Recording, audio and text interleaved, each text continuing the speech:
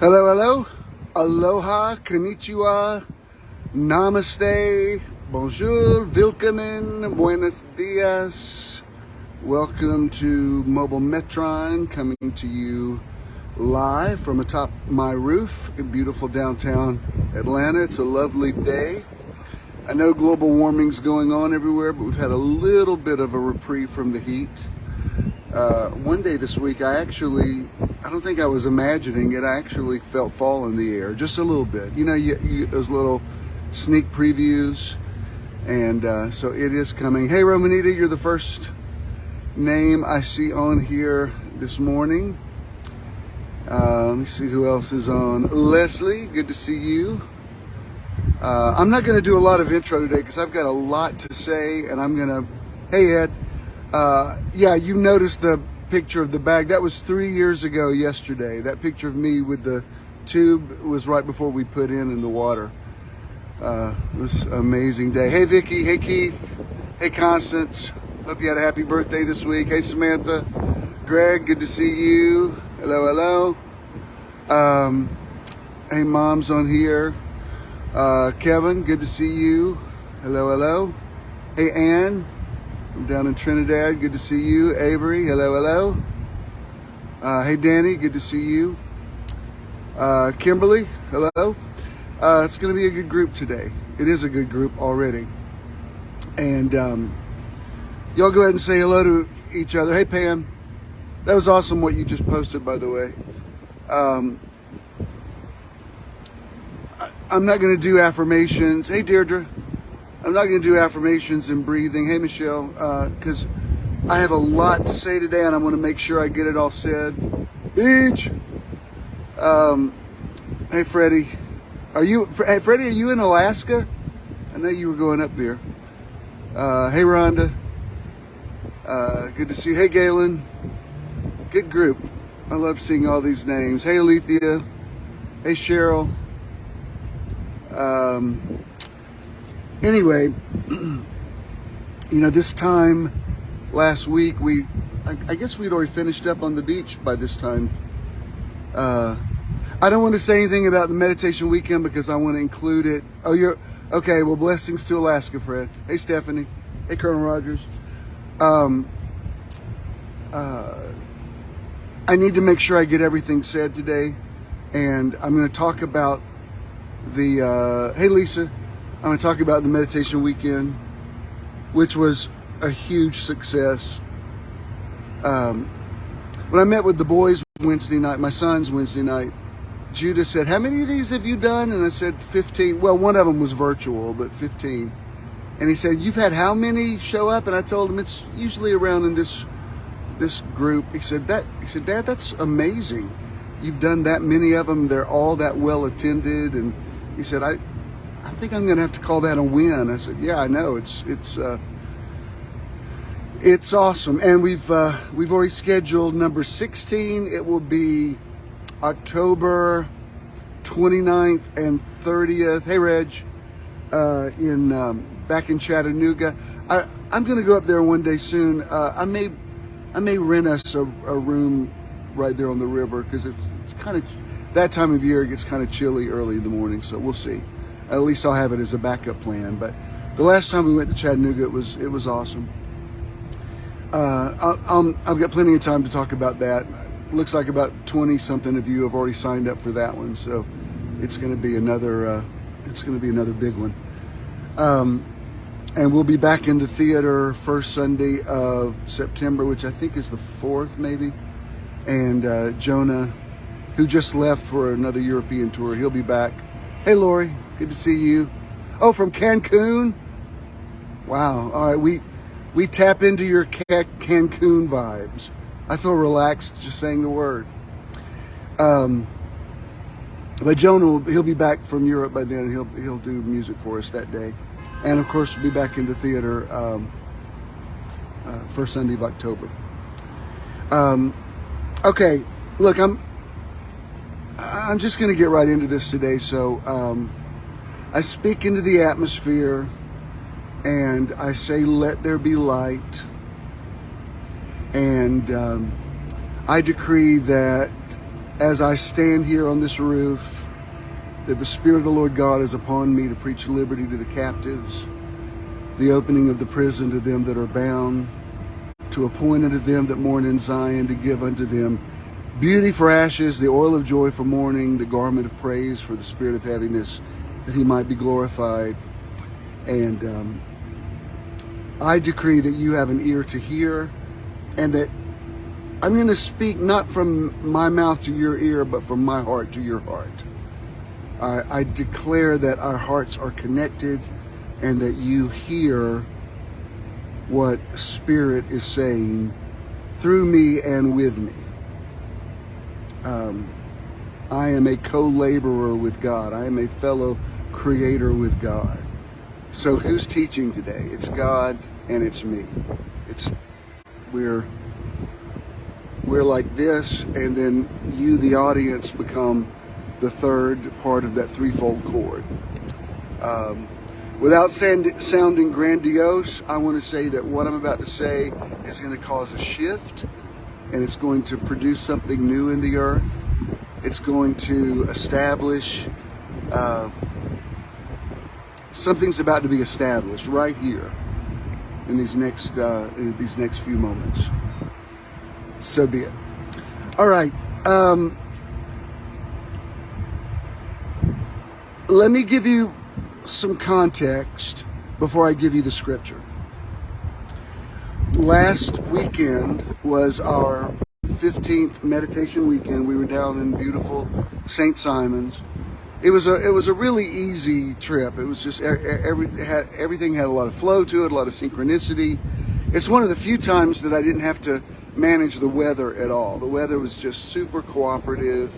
It was sunny, but not horribly hot, and the beach was magnificent, and we had a great crowd, and we did the sunset meditation on Saturday night and the sunrise meditation on Sunday morning. As I was talking about the number 15, a flock of birds flew over. Some people counted 15, some people counted 16. Some of the pictures showed 15, some of the pictures showed 16. I don't want to get too dependent on that sort of thing, but there was definitely natural confirmation. And then, you know, the last time we were in St. Simon's is when we had that amazing double rainbow. This time, rainbows didn't appear until Sunday morning. Once the sun came up, the beach where we were was humongous. And so the area of the beach where we were, we took a walk up to the surf, and we did the I am affirmations, and then the rainbows. I've never seen so many rainbows start popping. Colonel Rogers was being facetious when he said we can't leave till we see 15 rainbows, but I think we were right at it. I mean, by the time other people showed their pictures of rainbows on their way home, it came out to 15. If you go up to my cover photo on Facebook, you'll see I've got on that cover, there's 15 cells, 15 different pictures. Some of them are of the same rainbow. And I'm not trying to get super specific because I know rainbows, you see fragments of them. I'm just saying the manifestation and appearance of them was the most we've ever seen on any meditation weekend. And yes, I know that rainbows are not necessarily supernatural. I know that it's light reflecting through water drops, and it splits the light so that you see the spectrum of color. I mean, I know all that. I'm just saying rainbows didn't show up till they added the amen to what we were doing. And once we were through, they were just everywhere. Just scroll up, you'll see the pictures of them. And that was awesome. But this one thing happened on Saturday night, and I want to refer to it because I want to explain to you why it was significant. Now, previous times when we've been on the beach, there's other people out there walking around, and it's not unusual for somebody to join in with us. It's happened on several occasions. we've been out there on the beach and somebody will say, what are you doing? And we'll say it's a meditation. And sometimes they don't even ask. Some people just join in with us, and it's always been positive. It's always been cool. That's why when you look at the picture, sometimes you'll say, who is that person? It was some stranger that was walking by. The meditation has a magnetic vortex on it that just draws people to it. So I'm accustomed to that happening, and I'm used to doing, I grew up doing street preaching, so I'm used to having, spectators that don't know what's going on. So that's always fine. But when a miracle happens, and let me again say, I live by the Albert Einstein rule. He's famous for saying, there are two ways to live your life. One is as though nothing is a miracle. The other is as though everything is a miracle. So I'm one of those people who believes everything is. So, the people who look for miracles get them. And you can call that confirmation bias, which it may be. But I'm just saying I see supernatural confirmation all the time. And usually when the confirmation comes, it's not the miracle itself, it's the message within the miracle. Like for example, when the disciples have been fishing all night, and Jesus meets them the next morning, and he says, "Hey, have you guys caught any fish?" And they say, "No, we've been fishing all night and haven't caught anything." And he says, "Well, put your nets on the other side of the boat." Which, if you're a skilled fisherman, I've fished enough to know, dude, if they're not catching on this side of the boat, they're not going to catch on the other side of the boat. I understand there's a good place in the lake, but we've been all over this lake, and there's nothing. They're just not biting tonight. And you know the story about how they put the nets on the other side and caught so many fish that it tore the net. So yes, that's a miracle, but it seems to me that when Jesus, Wellington, I don't know if you're watching yet or not, but he called me last night. We had this conversation about how Jesus nearly was always playing small. Like once he did a miracle, he was prone to say something like, "Don't even tell anybody I did this." He wasn't. Jesus didn't have an Instagram account and went right on there and started showing all of his miracles. If anything, he was always trying to get out of the way to say, "I'm just showing you these miracles to show you you're supposed to be doing this, and you're actually going to do greater miracles." So he never wanted to start Christianity. He actually even told people not to worship it. He was just like, "No, I'm showing you how to do this." So the miracle of the nets on the other side of the boat, yeah, it's about a miracle, but it's really about a message. The message of it is everything you need is right where you are.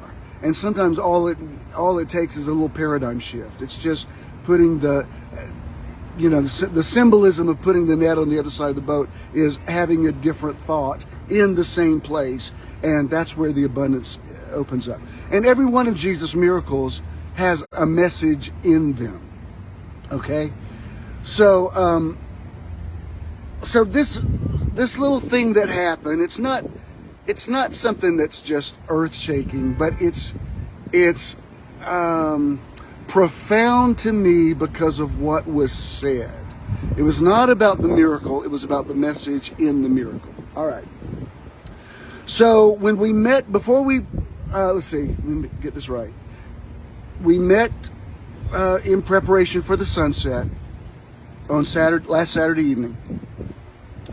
And it was great. The meditation was great. Everybody was on the same page. It was awesome. And one of the people who came to it, I knew, I don't know if he's watching or not. I haven't seen his name yet. But I knew the name sounded familiar when I saw Tim Brooks, but I said, I know I've heard that name before, but I can't place where that is. So this guy shows up, and I said, "Well, explain to me where you came from." And he said he lives, I want to say, is it Flagstaff? It's somewhere south of Phoenix, I believe. Tim, if you're on here, correct me if I'm wrong. It's Arizona. And he said, I had no plans to go to the meditation weekend. He said, last Sunday I was watching your teaching and you said there's somebody sitting on the fence about going to this meditation weekend, and I'm giving you a little push and telling you need to come. And he said, I was about to take a drink of something, and he said, I just put it down and thought, he's talking to me. So he goes and makes preparations, and sure enough, flew from Phoenix to Jacksonville and rented a car and drove up to St. Simon's. And he's not the only one. I mean, I got, Indiana, Charlotte, Florida. I mean, it's, people come from all over. So, and he had a great time, and Ernie Avery and I went to dinner with him after Saturday night, and it was great. And I remembered where I knew him from. He had bought several of my books years ago, and we had discussed them online a little bit. And I said, oh, okay, now I remember. That's where I knew your name from. But we've never had a conversation. So I was already, that just kind of tweaked me a little bit, caught my attention that somebody who's not technically a part of Metron hears my voice in Arizona and comes to this thing. Because I've got people that have been going to Metron for 8 years and have never come to one of these. So that was just interesting to me. Like, wow, it was a little bit of a reminder that, to me, that the Metron community is not a geographical location. My Metron, which is a Greek word for sphere of influence, is global. It's not, that was the whole point of me getting out of Conyers. We had 43 beautiful acres in Conyers, but I was supposed to go to a higher place than just being limited to that geographical location. I mean, I've understood that for a long time. So I was already thinking about that. I was a little bit sensitive to Tim hearing me in Arizona. So when we get through the meditation part, I said, hey, everybody, let's walk down to the surf. Let's put our feet in the surf. I like to sync up our body clocks with the tide, and there's a bit of grounding to it. If you don't know what grounding is, just Google it. There's even scientific proof that going barefoot on the ground is really good for you. It pulls toxins out of your body. It connects you with the movement of the earth, and same with the tides.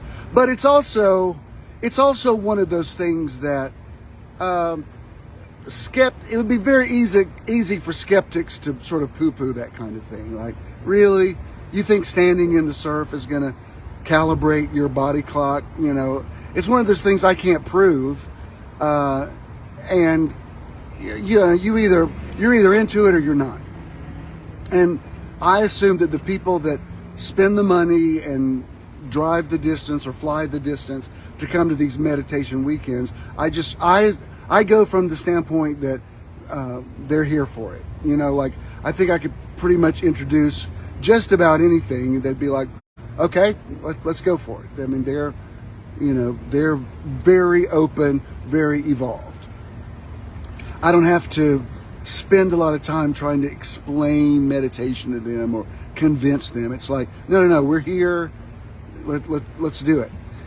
And so we're walking down, I don't know, about 55 of us, I guess, somewhere in there, 50, 60 people, walking down to the surf. It's a good bit of a walk, and people are following me in line.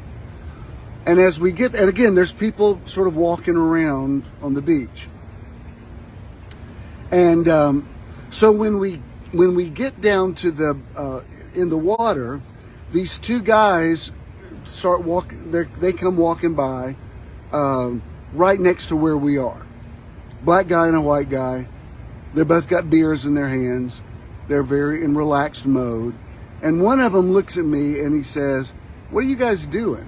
Well, now that's a very loaded question. Sometimes when somebody says, "What are you doing?" and you tell them, it would be really easy for somebody to scoff at that or whatever. But I just answered him. I said, we're a meditation group and we're standing in the water to calibrate our body clocks with the the tides.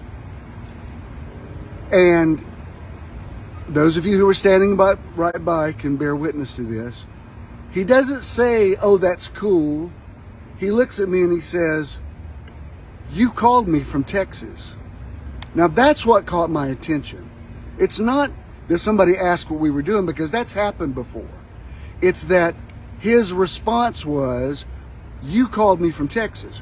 Now, I just heard Tim tell this story about me calling him from Phoenix. So I'm thinking, are these some other people that I don't know that showed up for this thing? Because I don't really know who's going to be there until people actually walk out on the beach. Because, a lot of people dropped out at the last minute. Some people had been exposed to COVID. And let me say this for the future. Look, for better or worse, COVID is here to stay. We're going to have to learn to coexist with it. So for future reference, I'm not telling you not to be careful, and I appreciate your concern. But for future reference, if you test positive and you feel peace about coming on, just put a mask on and come on, because we're all being exposed to it everywhere at this point. And most of us have been vaxxed and boosted, and it's not killing people at this point. And I know that sounds contrary to what I've said before, because before I was so careful. But that was a time when thousands of people were dying every day. That's not the case now.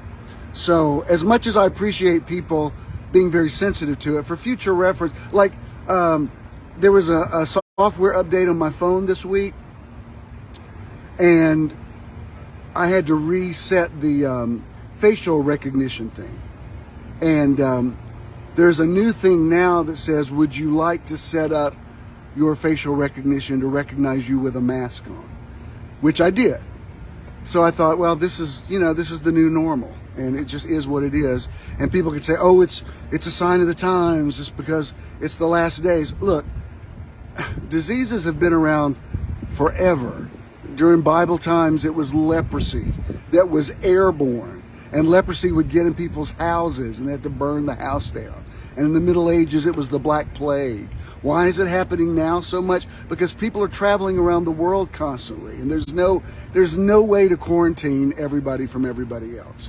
So, and I know the new thing is monkeypox, and you just have to be vigilant, just like you want to not get a cold or the flu. But at this point, anyway, I don't want to get in the weeds about that. You hear me. Use your discretion, and if you feel like you're afraid you're going to expose people, then by all means, I respect whatever you do. But we're very careful. Like even in previous ones, I always had people join hands. I haven't had since COVID. I haven't had people join hands. It's just we're outside, and I feel like it's very safe. I'm the last person who wants to put on a super spreader. And I believe in vaccines. I'm vaxxed. I'm doubly boosted. I'm not going to argue with you. I think it's irresponsible not to do that, but you work out your own salvation with fear and trembling. Anyway, so he said, "What are you doing?" I said, "We're setting our body clocks." He says this very unusual thing. He says, "You called me from Texas." Okay, now that's something I'm not expecting him to say. So I said, "Excuse me, do I know you?" I'm thinking, I called you because I'm going to tell you, I've gotten to a place now. I know so many people, and I have so many people that still contact me, sort of the lost tribes of Church in the Now. There are people that don't go to Judas Church. They don't go anywhere. They still call me for everything, for prayer, for whatever. They don't support financially, but they're super demanding. So at this point, I don't even know where I know people from. I mean, I just got to tell you, I'm approaching 65. I've met a lot of people. So if you're not currently in my life, it's very easy for me to, like sometimes now people will say, "Hey, do you remember that time at Church in the Now, such and such happened?" And I'm like, I have no recollection of that. I mean, if you say that happened, okay, but I don't remember. I mean, I'm to the point now, and my memory's fine, but I look at my Facebook memories every day, and there's so many things on there that I think, man, if I hadn't taken a picture of that, I would have no recollection of that happened. I mean, I think I've taken living in the now to a whole nother level. Anyway, so the guy says, you called me from Texas, and I'm thinking, have I talked to this guy online? Like, I don't remember, because I didn't remember where I knew Tim Brooks from, who had just said I called him from Arizona. Just minutes earlier, he had said that. So I said, what do you mean I called you from Texas? And he said, I'm a pilot, and he's a pilot. And he said, we're really stressed out right now. With everything that's going on in our industry, it's really high stress, and we both needed a break. And I said to him, let's just go somewhere. And he said, for some reason, I decided to come to St. Simon's. I don't know why. But while we were on the way here, I said to him, he said, I need to de-stress, but I don't know how to do it. I'm going to St. Simon's, and this was his exact quote. Somebody confirm it if you heard it. He said, somebody on St. Simon's is going to teach me how to meditate.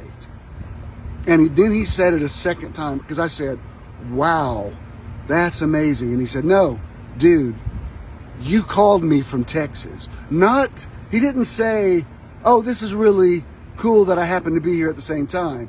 He said, you called me from Texas. I wanted to learn how to do this. So they just got right in the water and participated with us. And if you saw the post I did about it, I went down the line and laid hands on everybody. I laid hands on them. They had their eyes closed. They were into the whole thing. Were they a little buzzed from the beer? Maybe, but to me, that's even more interesting that he says, of all things, you called me from Texas. I mean, who says that? So I thought, wow, in the last 15 minutes, I've heard somebody say I called them from Arizona, and now these total strangers are saying, you called me from Texas. And we invited them to show up the next morning. They didn't. That wasn't the point. The point was about them saying this to me. Now, this is what I want to talk about today. When you look at the story of Abraham and Sarah, before God changed their names, they were Abram and Sarai. And God gives Abram this promise that he and Sarah, even though he was now an old man who was sexually impotent and Sarah was long past menopause, he tells them they're going to have a child. And it took them like about 25 years for Isaac to finally be born. And sometime during that period,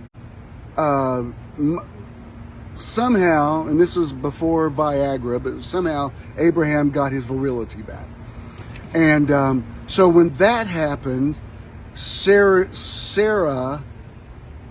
she might have still been Sarai at that time. Anyway, she says to him, I can't bear you a child, but my maidservant Hagar can. So why don't you have a child with her? Those Old Testament people were sleeping with everybody. I mean, that's why when people talk about, let's get back to biblical marriage, I'm like, I don't think you want to go that immoral, because biblical marriage was a party. It definitely was not our definition of marriage now. Anyway, so sure enough, Hagar conceives and she gives birth to Ishmael. And then sometime later, somehow Sarah starts having her cycle again, and she's able to reproduce. The name Sarah means like nubile princess. So both of them literally got their youth renewed. And so Abraham and Sarah finally have Isaac. And so Ishmael's a good bit older, and Ishmael is technically the firstborn. And for a while, Sarah and Hagar were coexisting with their sons, Isaac and Ishmael. I'm sensitive to that because, there's a promise in I think it's in John. It says, "Blessed is the man that openeth up the womb." There's a blessing on firstborns, and I have two firstborn sons. Jared is a firstborn son, and Judah is a firstborn son. And that's just an old patriarchal ideology. I'm not saying the ones down the line are any less blessed. I'm just very sensitive to that concept. Anybody's ever dealt with a blended family understands that. So one day, sometimes I get my stories mixed up because Hagar actually left twice. Eventually, Sarah says to Abram, "Cast the bondwoman out. I'm tired of seeing her and her kid run around her," even though it was Sarah's idea. And that was the time when, the odds were so stacked against women back then. Like under Moses' law, Abraham predated Moses, but under Moses' law, when a man was tired of his wife or one of his wives, he could just give her a writ of divorcement, and she was just out of luck. I mean, she had to leave, not only with no alimony or child support, he absorbed her dowry from her father. Women were, in biblical times, were just property. That's why even now, I mean, I did it when Christina got married the first time, but even when a father walks his daughter down the aisle and says, "I'm giving her away," that comes from property, when women didn't even have a say in who they were going to marry. Like the father made a deal with this man. Moses said, if your daughter gets raped, you can sell her to the rapist for a cut rate because she's spoiled goods. I mean, the Bible just is, the Abrahamic texts are really hard on women. So anyway, the second time that Hagar gets cast out, I mean, Ishmael's dying. She puts him under a bush and she cries out to God. And that's when God gives this amazing prophecy about the Arabic nations, which is why I support Palestine as much as I support Israel. Because those nations are equally blessed. In Genesis 25, it says that when Abraham died, his sons, Ishmael and Isaac, went and buried their father together. When I spoke in Palestine, in Ramallah, many years ago, I was speaking right outside of the compound where Yasser Arafat, I could see his tomb through the window of the hotel where we were, and the men I was ministering to had been part of the PLO, and I was telling them, we come from the same place. Abraham had Ishmael and Isaac, and the nations that came out of Ishmael were just as blessed as the ones that came out of Isaac. I could even argue even more blessed, because the people who came out of Ishmael haven't been through the horrors that the people who came out of Isaac have been through, like with the Holocaust. Anyway, I said all that to say, in one of these times where there was one time that Hagar left because this is when she was still pregnant. But here, I said all that to say this. Here's the point. She's cast out, she's ostracized, and when she feels God speak to her, she calls him this name, El Roi. Sometimes it's spelled Rohi, R-O-H-I. Sometimes it's spelled O-R-I. It's not Elroy like on the Jetsons. His boy Elroy. No, it's El Roi, and it means the God who sees. You remember that Amy Grant song, El Shaddai, where she goes, to the outcast on her knees, you were the God who really sees. Anyway, the point is that I need to know that the deity sees me. The worst thing imaginable is that you're invisible to God. People don't want to be invisible. And so we see this in the scriptures. Like David had this concept in Psalm 139. He says, you know my down sitting and my uprising. If I were to number the thoughts you have toward me, they are more than the sands of the sea. You know every word in my mouth before I speak it. If I take the wings of the morning, you are there. If I try to make my bed, the King James says hell, The Hebrew actually says Sheol, which is the place of the dead or the grave or the unseen. Basically, he's saying, wherever I go, God, you see me. I am not invisible to you. Invisibility is a terrible thing. I remember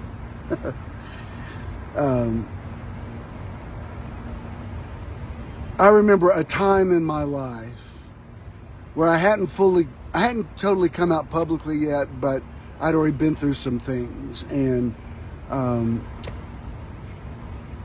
I was already going through a very public divorce and didn't know if I could tell the full truth about myself, and didn't know what was going to happen to my ministry. And I was with a group of friends in New York, and we went to see on Broadway a revival of the musical Hair.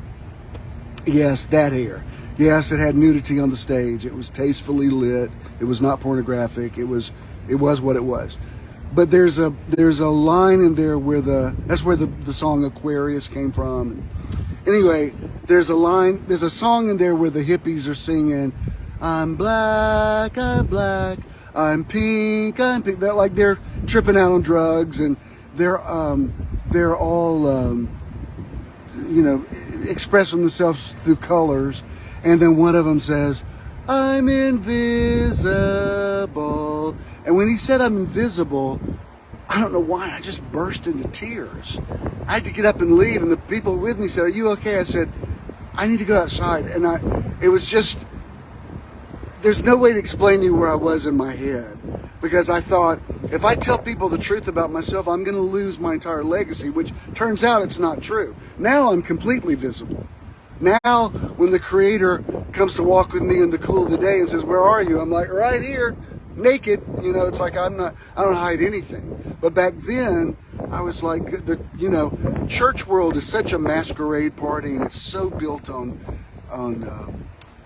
mythology and conspiracy theories and wearing the mask, that I thought, there's no way I can tell the truth. You can't tell the truth and pastor a church. Pastoring a church is politics. Pastoring a church, you have to lie so much to keep a church going. I don't know how a Christian can do it. Not a real successful church, because if you really tell the truth about everything, people can't handle the truth.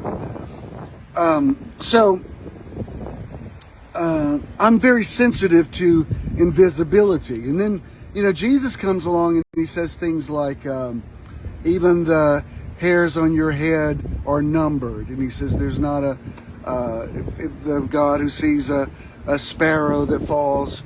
Are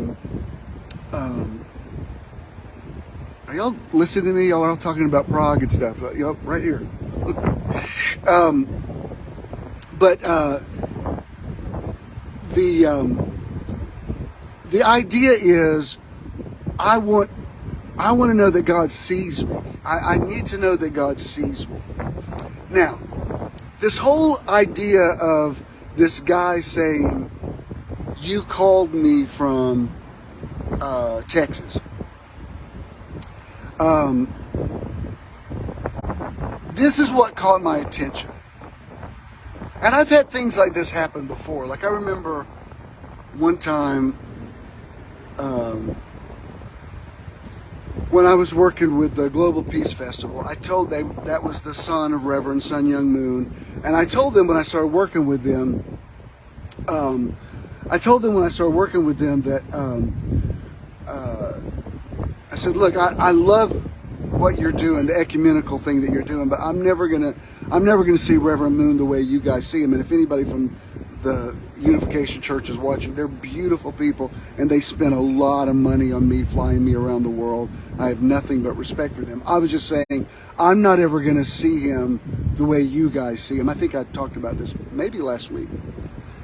But I remember they had flown me to New York for some conference they were having. And I could tell that this meeting was to indoctrinate me into their theology. And I just couldn't sit there and pretend like I was like, it just wasn't going to happen. And I wasn't trying to be negative or anything. I just thought, I don't want to sit through this. I appreciate all their hospitality, but I don't want to sit through this. So I just got up and left, and we kind of never saw each other again after that. Some of them I'm still friends with on Facebook. And I just spent the day walking around New York and seeing places I hadn't seen before, and I went to museums, and I just did a one-day tour because I flew out that night, I think. And somehow I was on the subway, and I ended up down the Village. So I was checking out some of the places there. They got a lot of really cool art museums there, and Greenwich Village. And so I'm just standing there on the sidewalk. I was trying to decide if I was going to eat lunch, or if I was going to eat lunch down there or go back up to Times Square, where I was staying. And I don't know if any of you that live in the Atlanta area, if you're familiar with the magazine Creative Loafing. It's kind of like an underground magazine that talks. It's like an inner city magazine that advertises. It's more magazine newspaper. It's like on newsprint, and it advertises events and that sort of thing. Well, every metropolitan city has a version of that, and I forgot what the one is that's published around Greenwich Village, but I'm standing there on the sidewalk, just trying to decide if I'm going to get on the subway or not, and this homeless guy comes walking by me holding their version of Creative Loafing. He comes walking by, and he gets right up to me, and he turns it sideways, and he opens it like that, and inside is a big ad for the Black Lips, which is Jared's group that he's been in for 20 years. And they were playing somewhere in Brooklyn. And at that time, I really wasn't even that much in touch with Jared. Our relationship is gone. We're very much in touch now. We talk constantly, but we've gone through seasons where we didn't talk that much. And we're walking by, and the guy just goes, he says, "This is what matters." And he closes the newspaper and walks on. And I'm like, wait, what? This stranger walks up to me on a street in New York and shows me a picture of my son. He doesn't even know who I am, and says, "This is what matters." I can't tell you how many times over the years that I've prayed for Jared because of that thing that happened. Like in times when, before he got in recovery, when I was just about to give up on him, I would remember this drunk homeless guy walking by showing me this is what matters, and walks on. And I've had things like that happen a lot. I remember one time I was in London for a ICCC conference, and going through the tube there, the subway, thousands of people. It's like an anthill in there, people everywhere. And we're walking, and this guy in front of me just turns around and he goes, "Show me the way," and just walked. Like I've had, you remember the Woody Allen movie Annie Hall? Like he'd be standing in line for a movie, arguing with intellectuals about some writer, and that writer would actually come out of the plant and start arguing with them. It's like the person they were talking about would start talking. That kind of thing has happened to me a lot. So that whole deal with those guys, and John Brock said something I thought was really interesting. He said, I don't like to fly, and the idea that two pilots could find a way to de-stress, he said, there's no telling, you might have saved some lives tonight. And I thought, well, that's a cool spin on it. But whatever about them, it was, what I heard is people are hearing my voice that have no idea what Metron is. They don't follow me on social media platforms. So it got me to thinking about the God who sees. And when you have these little like I'm constantly posting screen grabs from when I see 11:11. Now let me say, people text me all the time and say, what's the significance of that? Google it. There's hundreds of articles written about 11:11. Some people think it's an age-old number and it's got all this stuff. I don't know if it is or isn't. I don't know if it's confirmation bias just because I've looked at it so much that I see it a lot. I mean, I look at my phone constantly, so it's very possible. I mean, I saw it yesterday at 11 a.m. and then I saw it last night at 11 p.m. I posted both, and I thought, I'm just gonna acknowledge it, and I've noticed some of the others of you do it too. I don't know what it means, but I know this: the more I notice it, I'll go to the coffee shop and get like a coffee and a bagel, and the bill will be $11.11. Or a couple of months ago, I was driving down to Florida to meet Ken and his family for their yearly vacation, and when I left in the afternoon, and when I put in destination, it said ETA 11:11, and I drove in. There's a picture of it in my Instagram. I drove into the parking lot at exactly 11:11. Now again, it's just numbers, but because I see it so much, I attract it more. And the interesting thing is, it has become for me, and it may not be this for you. You might have other numbers that are significant to you. I'm not trying to make some doctrine about 11:11. I'm just saying I see it all the time. And I see it at times when it's kind of cool to have a little boost, a little shot from the universe. I mean, sometimes, and it's not like I'm basing decisions on it, but several times lately, I've been in a situation where something could have gone one way or the other, and suddenly I'll see an 11:11, and to me it's just a little sign from the universe say, just go on, you're on the right track. Now, am I reading more into it? I don't feel strongly enough about it to even argue with you. I'm just saying something somewhere is seeing me and responding to me and speaking to me. And it is in the mouth of 2 or 3 witnesses that every word is established. So it got me to thinking. Initially, when I was going to teach this, I was going to go with Isaiah 28, where he talked about, I will speak to this people line upon line and precept upon precept, here a little, there a little. But really, when you read that in its original context, he was kind of saying that in a negative way. He was saying, I have spoken line upon line, precept upon precept, but I'm sending a cornerstone who will be he'll be the stone the builders rejected. And yet, I think, if I may take a little poetic license, there is kind of a distillation, if you will, of I remember years ago, Kim Clement saying something. He said, sometimes people think I know more than I do, but he said, remember, I just get a word from the Lord. I don't get a sentence from the Lord or a paragraph from the Lord.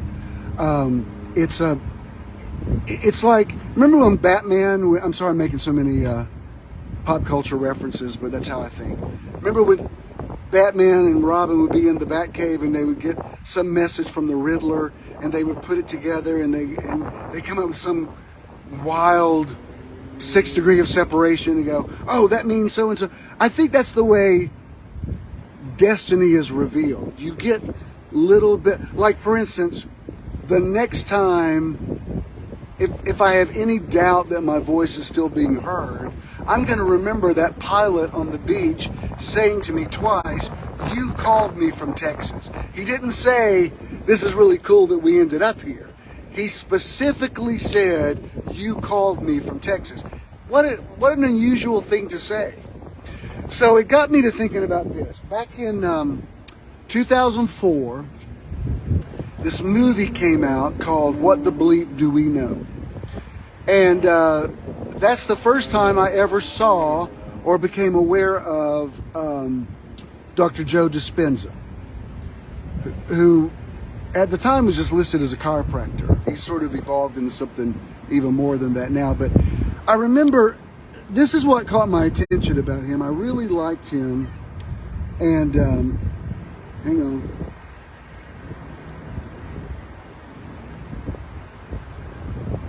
I had taught for years.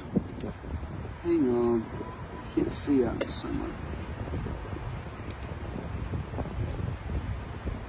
I'm trying to open up this computer. Bear with me, because this is worth waiting for.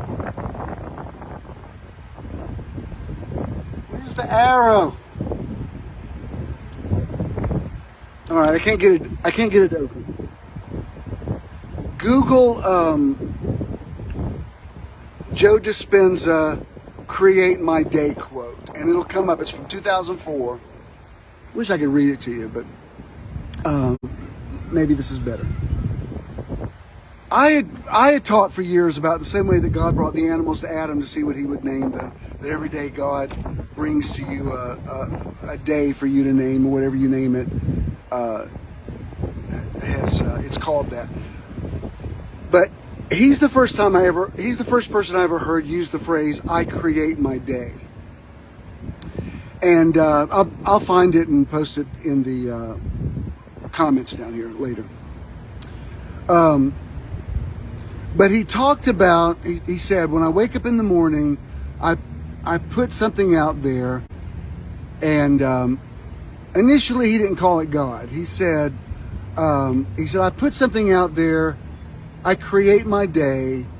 He used the word infect. He said, I infect the quantum field, and I say, I'm putting these things out there, and today, show me that you heard me, and show it in ways that surprise me, that let me know there's no way it's a fluke. There's no way it's a coincidence. And he said, when it happens to me, I can either say I'm a genius, or I can call that God, or the glory of God, or unconditional love. But what he's saying is, he's basically saying, I'm calling out of the universe, or I'm calling out of God, or I'm calling out of spirit, the things that I need to hear. That will be little confirmations, and sometimes they'll just come in sound bites, but they're little confirmations just to say, keep going, you're on the right track, you're creating your destiny. And I remember that just resonated with me so much, like, wow, I know exactly what he's talking about. When you, oh, there it is, thanks, Ernie. Let me see if is that the full 3 paragraphs that, yeah, yes, thank you. Good job. Yeah, Ernie just posted it. And if you'll notice there, I think it's that second paragraph there where he says something about the God or the glory of God. He's basically saying it's God speaking to me, but it's really me speaking to me. Let me say this. Yes, I do believe in God. Do I believe there's a man floating out in outer space sitting on a throne? Not necessarily. If you believe that, namaste. What I believe, like, I was telling Wellington this last night on the phone. I said, think about, because Wellington had a question that I thought was very insightful about Jesus saying the Son of Man would be revealed. And he said, but it looked like he was talking to them. And he was. Because if you read it in the right context, Jesus is constantly getting out of the way. He's basically saying, I'm coming to show you how to do this. It's what I talked about the last 2 teachings I did. But he's constantly saying, your faith has made you whole. Even if you, like, when you think about, all right, well, if it's our faith that made us whole, why does Isaiah prophesy that he was wounded for our transgressions and bruised for our iniquities, and the chastisement of our peace was upon him, and with his stripes we're healed? Well, think about this. In the Old Testament, when the fiery serpents came out and bit the people, the voice tells Moses, or if that's God to you, God tells Moses to make a brazen serpent and to put it up on a pole, and whoever looks at the pole will live. They'll survive the snake bite. Now, that brazen serpent did not have any healing virtue in it. It was their paradigm. The cross was a placebo. The cross was to give us a paradigm shift to understand that we had only been alienated from God in our minds. It was not, the fall wasn't real from his end. Jesus didn't have to die on the cross to convince God to love us. We were already lovable. We were already the creation of God. We just didn't realize it. I mean, the Creator says to Adam, where are you? And Adam says, I hid from you because I was naked. And so Jesus says, all right, well, I'll get naked and hang up on a cross, and I'll show you that you don't have to be ashamed of your nakedness. He bore our shame. He carried our griefs and carried our sorrows. He carried our nakedness and made it okay for us to walk naked with the Creator. When I say naked, I mean transparent, with the Creator in the cool of the day. We have nothing to hide. So that when Jesus said, I don't do anything that I don't see the Father do, he's really talking about his higher self. If you don't believe that, I don't want to argue with you. I'm just saying that's what I believe. So that, or like when the woman with the issue of blood touches the hem of his garment, Jesus never said, anybody who touches the hem of my garment will be made well. He never said that. She said, if I can just touch his clothes, I'll be made well. Now, he did feel virtue flow out of him, but it was because of her belief, not because he said, la la la, I'm walking through with magic clothes, I got magic clothes. No, he never said anything about his clothes. She said that. And this is why I don't argue with people about God anymore, because the God you're walking with or serving or worshiping or believing in may be entirely different from my God. We don't read the Bible as it is, we read it as we are. We don't see God as he, she, it is. We see he, she, it as we are. So, because I believe in the merciful God, the loving God, the inclusive God, I'm sending this vibe out all the time, so that I've got strangers walking up to me saying, you called me from Texas. Or he specifically said, I heard you call me in Texas. I heard you in Texas. I wouldn't be surprised if I don't hear somebody else say that in the next few days. Because I've noticed when one thing is said and something's trying to be established, I'll start hearing it. I'll hear it several times. Now, some people say, well, that kind of stuff never happens to me. Probably it doesn't. If you're skeptical about stuff like there's some people who call me for prayer who I know don't agree with what I teach. And I just got to tell you, I don't really want to pray for them, because I don't think my prayer is going to work for you. I think you need to find somebody that's kind of on your page, because I don't think I'm your guy. I'm definitely not your pastor. I mean, I'll do it, but I don't think I'm going to have a lot of spiritual clout with you. That's why when people say, do you want to hang out with me? If we're in agreement, I don't like hanging out with people I'm not in agreement with. It's just, I would rather say, no, you go find people that you can agree with. I don't like feeling contention in the spirit. I like to be, how can two walk together lest they be agreed? I like to be in agreement. And I don't even require that you agree with me. That's why if people want to, and this hasn't happened in years, but back in the day when people would write me letters, I had somebody who used to, a retired Assembly of God preacher, used to sit on my front row for years, would sit on my front row of church, and when I would preach, he would sit there and go, I wanted to go, I think you've made it obviously clear you don't agree with me. Why do you put yourself through it? Go to an Assembly of God church. Why do you keep coming back? Because this is what I'm going to teach, and I don't show any signs of moving back toward orthodoxy. I've launched out into the deep, and I don't even see the shoreline anymore. And I don't make any apology for that. And if somebody says, well, you're deceived, all right, well, then I guess I'm deceived then. And according to your definition of deception, I probably am. So that when you read scriptures like, to the froward he will show himself froward, to the merciful he will show himself merciful, to the proud he will show himself proud. Blessed are the merciful, for they shall obtain mercy. It's all through the scriptures. He's basically saying, as God is creating you, you are creating God. Let me just leave that right there for a minute. But that's basically what he's saying. Why else would Jesus say to the disciples, well, who do men say that I am? And then finally he says, well, who do you say that I am? And whatever you say, if you believe God's the God of judgment, you just watch. You're going to live in judgment zone.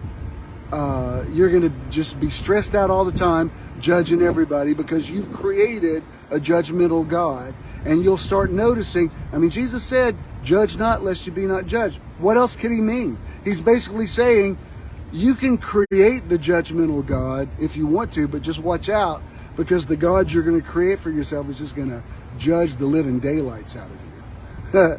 So you write your own ticket with God. Even if that's too abstract to believe that you create God, at least believe this. You determine how God is going to act toward you. Because he basically says, with the same measure you meet, it'll be measured back to you. If you believe in the God of abundance, you're just going to always attract money.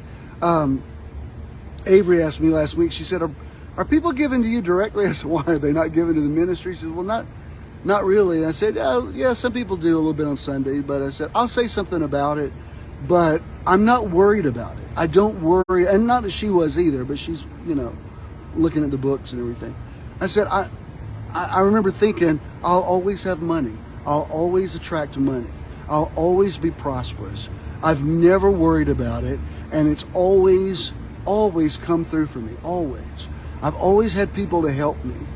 I've never been in crisis that some stranger didn't walk up and say, do you need help? I just always have help. I always have support. I always have what I need when I need it. And some people could say, well, that's naive. You're just naive. Well, I've made it to nearly 65, and it has worked for me my entire life. I have never gone without. I have created the life that I want to live. The God that I believe in is largely the God of my creation, and that God blesses me, answers my prayers, speaks to me on beaches in St. Simon's. As I'm saying this, I'm just remembering all these other things. This one also involves a drunk guy. I don't know why drunks are speaking to me, but years ago, this is back in the early 80s, my church wasn't very old, and I'd gone out to Los Angeles for this faith conference. It was like Kenneth Copeland, a lot of the people I followed back then. And I remember specifically going there needing some answers for my ministry. I remember thinking, I really need to hear from God. I need God to speak to me in this conference. And so I went to all the sessions. I took notes. I was totally open. And they were like on a whole other page from me. I remember thinking, I think I came to the wrong conference, because I was really hoping I would hear from God what God was going to say to me. And I didn't hear anything close to it. I mean, I had a good time and I enjoyed Los Angeles, but it was like, I thought, man, I didn't hear anything. So flying back to Atlanta, I'm sitting across the aisle from this guy he's throwing them back the whole time. And he starts talking to me, and I'm like, oh, come on, drunk guy across the aisle, please don't. I don't want to have a conversation with you for 4 hours. But he says to me, he says, what do you do? And I started not to tell him, because as soon as you tell somebody you're a pastor, then they have to try to talk to you about spiritual things. And if it's not organic, I don't want to have that conversation. But I told him, I said, I pastor a church outside of Atlanta, and I came to a ministers conference. And he looks at me and he says, this is an unusual question. He looks at me and he says, did you hear what you needed to hear? I mean, who asks that? I didn't say I came there to hear. I said I came to a ministers conference. He specifically said, did you hear what you needed to hear? And I looked at him. I thought, that's an odd question. I kind of had that feeling the other night when the guy says, I heard you call me from Texas. I said, well, frankly, no, I didn't. Then the guy goes, well, what's going on in your church? I'm like in this surreal moment, like, really? I'm going to talk to this, not, passing out drunk, but he's been drinking since we've been on this flight. Really, I'm going to discuss my church situation with this guy? But it was so unusual for him to use that vernacular that I thought, all right. So I told him. He goes into the most profound prophetic word that was so right on to exactly what I needed to hear that I'm looking at him like, I can't believe this is happening. How is this happening? And as soon as he got through, he passed out, slept the rest of the trip. When we got off, he never spoke to me again. We stood by each other in baggage claim. He never acknowledged me again. And I thought, well, you know what? I came to this conference to hear from God, and I did. I thought it was going to come through one of those sessions I paid for, but it came from the drunk guy on the plane. And what he told me was so right on that I couldn't deny it was the word of the Lord. I was like, well, that's God. Whatever my definition of God was at that time, that's God speaking to me. I can't deny that. That's the God who spoke through a donkey, and God's speaking through this guy. And I always know when I need to hear something, I will hear it. God will speak. Why? Because God sees me.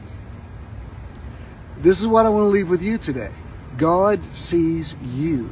You have to believe in El Roi, the God who sees, the God who sees me, the God to whom I am not invisible, the God who sees what I'm going through and will speak to it.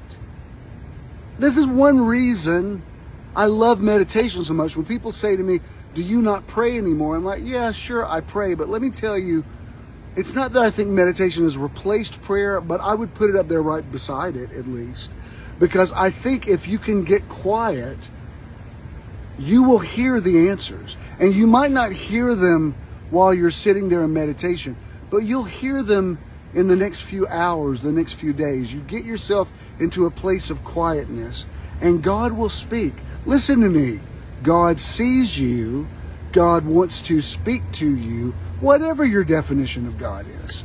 And how whatever you're putting out there is how God is going to come back and speak to you. So yes, you do create your day. Not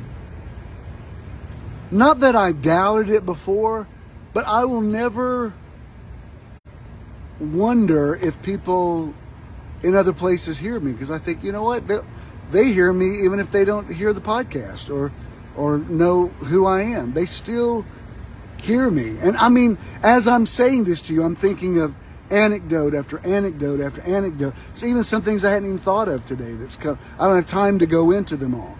But I guarantee you, if you'll open up your spirit, it'll start happening to you too. It doesn't just happen to me. I'm not exceptionally blessed well, let me say it this way. If I am exceptionally blessed, it's because I was the catalyst for it. And I'm saying that in all humility, because I don't believe that God just arbitrarily picked me out because he likes me better. It's because I expect certain things and I get certain things. It's not rocket science. Knock and it shall be opened. Ask and you'll receive. Seek and you'll find. And in the Amplified Bible, it says, knock and keep on knocking. I don't think that necessarily means at the same door. I think that means go into the building and knock on all the doors until one of them opens. Ask all the questions. God not only will speak to you, God wants to speak to you. I guarantee you, many of you have already heard confirmation today in just what I'm talking about. It may have made you think of a situation in your own life where you think, you know, I hadn't thought about that, but that same thing, that's happened to me. Like, why did that random person come up to me and say that? It's not, listen, It's not a fluke, especially if you're putting it out there. Go read that Joe Dispenza thing where he says, say it to me in a way that I'll know it's you. And if you call that God, namaste. All right, I think I said everything I needed to say. I want to go read your comments. If you want to give, we still have a ministry. I still draw a salary. I still pay a tech team. We still rent the theater. We still give money every month to an organization. So, if I appreciate when you give to me, but also don't forget to give to Metron, and just go to bishinthenow.com. Every little bit helps. We're not in financial trouble. We're just, let us know that you believe in it. Let us know that you're still a part. A lot of you have ghosted me, and I don't know what that's about. So I want you to come back. I don't, if I've offended you in some way, I apologize. Tell me what it is, because God knows I have no idea. And but if you want to give to me directly, I've got all the cash apps, and I appreciate it. And if this message resonated with you, add your amen to it, buy into it, buy a piece of it, invest in it. All right. Remember, September 4th, we'll be back in the theater, and go join the Meditation 16 group. I'll put the link on here too. Open up your ears. The universe, God, the Holy Spirit, the angels, something from somewhere beyond is going to speak to you today if you'll just listen. All right? I love you. Peace.